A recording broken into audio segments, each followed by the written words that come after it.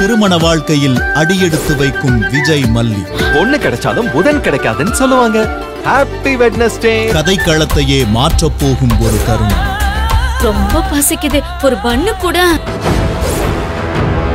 அதிர்ச்சியில் உறைந்து நிற்கும் விஜய். எனக்கு ஒரு டீ வாங்கி கொடு, ஒரே ஒரு பண்ணு வாங்கி கொடு.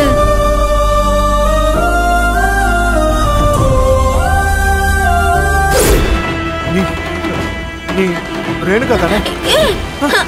மல்லிக்கு உண்மை தெரிய வருமா?